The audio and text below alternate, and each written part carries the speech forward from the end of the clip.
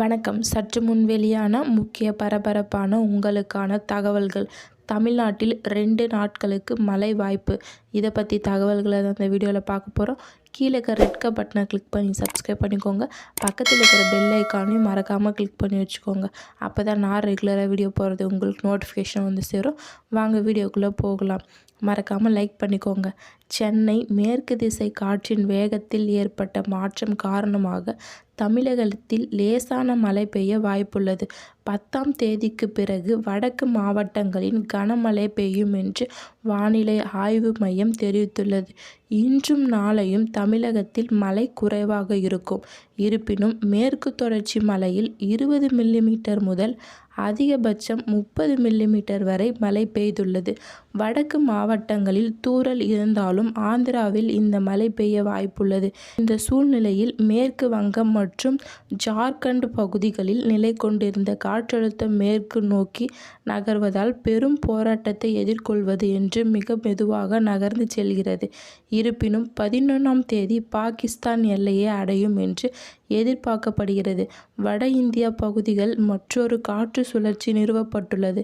இதன் காரணமாக இன்று மாலை ஆந்திரா எல்லையை ஒட்டியுள்ள திருப்பத்தூர், சென்னை, செங்கல்பட்டு மற்றும் திருவள்ளூர் மாவட்டங்களில் மழை பெய்யும். இந்த நிலையில் 10ஆம் தேதி முதல் முற்றிலும் மாறும் என்று எதிர்பார்க்கப்படுகிறது.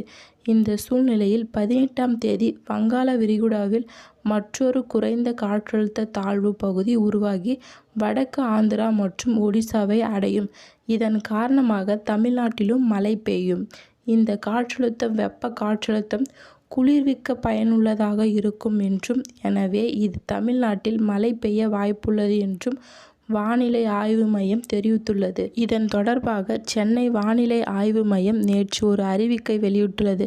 தமிழ்நாட்டில் நேற்று ஒரு சில இடங்களில் மழை பெய்ய நிலையில் ஒரு சில இடங்களிலும் அதிகபட்ச வெப்பநிலை இயல்பை விட 2 டிகிரி செல்சியஸ் முதல் 4 டிகிரி செல்சியஸ் வரை அதிகரிக்கும்.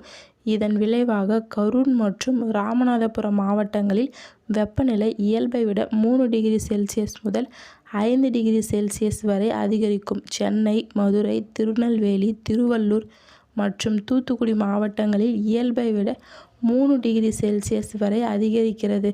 இந்த நிலையில் மேற்கு திசை காற்றின் வேக மாறுபாட்டின் காரணமாக நேற்று 1 அல்லது 2 இடங்களில் இடி மின்னலுடன் கூடிய லேசான முதல் மிதமான மழை பெய்தது. மேற்கு திசை காற்று 1 அல்லது 2 இடங்களில் மணிக்கு 50 கிலோமீட்டர் வேகத்தில் வீசியது. இன்றும் அதே நிலையில் தொடரும். மேலும் 10ஆம் தேதி முதல் 14ஆம் தேதி வரை தமிழ்நாடு மற்றும் புதுச்சேரியில் லேசான முதல் மிதமான மழை பெய்ய வாய்ப்புள்ளது. 1 அல்லது 2 இடங்களில் கனமழை பெய்யும். நேற்று சென்னையில் பகல் 100 டிகிரி வெயில் இருந்ததால் மாலையில் நகரில் சில இடங்களில் லேசான மழை பெய்தது. புறநகர் பகுதிகளில் சில இடங்களில் மழை பெய்தது. இதைத் தொடர்ந்து இன்று வானம் ஓரளவு மேகமூட்டத்துடன் இருக்கும். நகரின் ஒரு சில இடங்களில் லேசான மழை பெய்ய வாய்ப்புள்ளது. அதிகபட்ச வெப்பநிலை 102 டிகிரி செல்சியஸ் இருக்கும்.